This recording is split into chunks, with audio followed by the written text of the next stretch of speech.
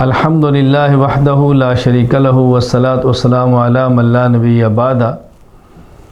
رسول اکرم صلی اللہ علیہ وسلم نے ذی الحج کے پہلے 10 دن کی عبادات کے فضائل بیان فرمائے۔ ان ایام کو محبوب ترین ایام قرار دیا اور بطور خاص 9 ذی الحج کا روزہ، یوم عرفہ کا روزہ، رسول اکرم صلی اللہ علیہ وسلم اس کی کتنی فضیلت ارشاد فرما رہے ہیں، اس دن کا مقام کیا بیان فرما رہے ہیں۔ سورۃ البروج میں اللہ تعالیٰ فرماتے ہیں والسماء ذات البروج والیوم الموعود وشاہد ومشہود۔ اس میں قسم اٹھائی ہے آسمان کی جو برجوں والا ہے، اس دن کی جس کا وعدہ کیا گیا ہے، والیوم الموعود، بشاہدن، اور وہ دن جو آ جاتا ہے، ومشہود، اور وہ دن جس میں لوگ حاضر ہوتے ہیں، یعنی جمع ہوتے ہیں اس دن کو۔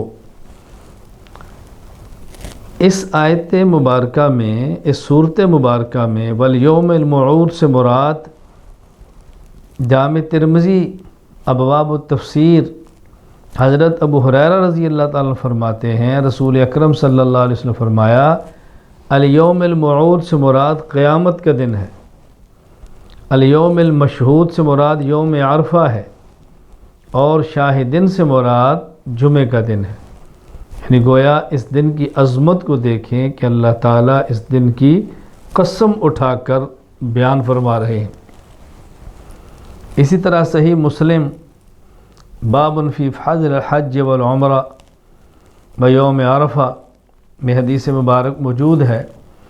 ام المومنین امی عائشہ رضی اللہ تعالیٰ عنہ فرماتی ہیں، رسول اکرم صلی اللہ علیہ وسلم نے فرمایا ما من یوم اکثر من ان یعتق اللہ عز وجل فیہ عبدا من النار من یوم عرفہ۔ اللہ تعالیٰ سب سے زیادہ یوم عرفہ کے دن لوگوں کو جہنم کی آگ سے آزاد فرماتے ہیں۔ اس دن سے زیادہ کسی دن میں اللہ تعالیٰ جہنم کی آگ سے لوگوں کو آزاد نہیں فرماتے، سب سے زیادہ آزادی اس دن ملتی ہے۔ وَإِنَّهُ لَيَدْنُو، اللہ تعالیٰ اپنی شان کے مطابق، جس کو اللہ ہی جانتے ہیں، اپنے بندوں کے مزید قریب ہوتے ہیں۔ ثم یباہی بہم الملائکہ، پھر اللہ تعالیٰ ملائکہ پر اپنے بندوں کی عبادات کی بنیاد پہ فخر فرماتے ہیں۔ وَيَقُولُ مَا أَرَادَ هَؤُلَاء، اور اللہ تعالیٰ فرماتے ہیں ملائکہ سے، دیکھو یہ میرے بندے کیا چاہتے ہیں، میرے بندے کیا مانگتے ہیں، میرے بندوں کی خواہش کیا ہے۔ تو اس دن کی فضیلت رسول اکرم صلی اللہ علیہ وسلم نے بیان فرمائی۔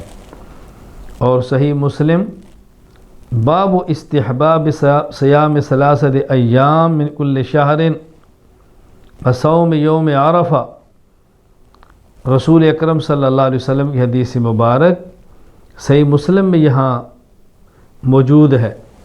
حضرت ابو قتادہ رضی اللہ تعالیٰ عنہ فرماتے ہیں، رسول اکرم صلی اللہ علیہ وسلم سے پوچھا گیا یوم عرفہ کے روزے کے بارے میں، سئل عن صوم یوم عرفہ فقال یکفر سنۃ الماضیہ والباقیہ۔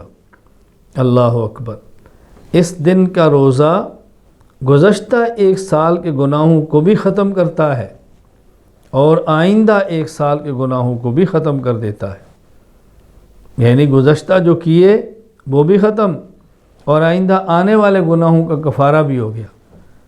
تو 1 دن کا روزہ 2 سال کے گناہوں کو ختم کر رہا ہے، کس قدر فضیلت اور عظمت ہے۔